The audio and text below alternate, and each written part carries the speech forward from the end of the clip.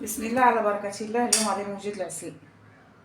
العسل هنا عندي 6 كيلو ديال سنيده، 6 كيلو ديال سنيده، حيت انا كنصايب بزاف ديال الشباكيه وعندي حامضه.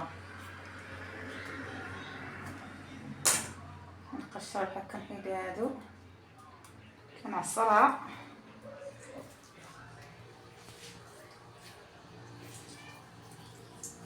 كنحيد هاد الماء صافي.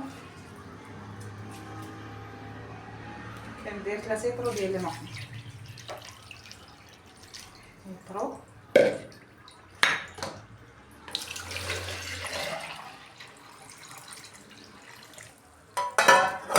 جوج،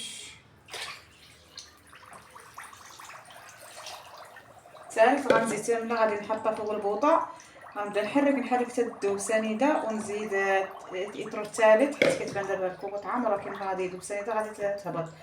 المهم ما عليناش، وغنديرها في الكوكوط. غنسد عليها، انا كنسد عليها 25 دقيقه ديال التصفار. ملي كتبدا تصفر كنحسب لها 25 دقيقه صافي، كنحل كنلقاها طابت.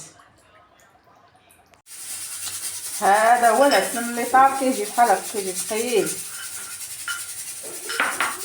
دابا غادي نخويه دابا راه برد، غادي نخويه في الطارو صافي. كنحيد هاد الحامض كنديرو هنا، ما كنضيفوش انا هذا، كنحطو الزيت.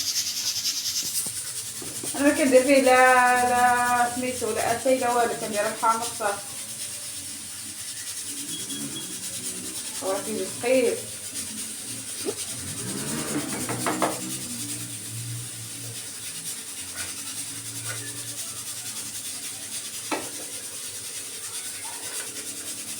دابا غنديها نخوي في الطارو، هذا البيدو. بسم الله.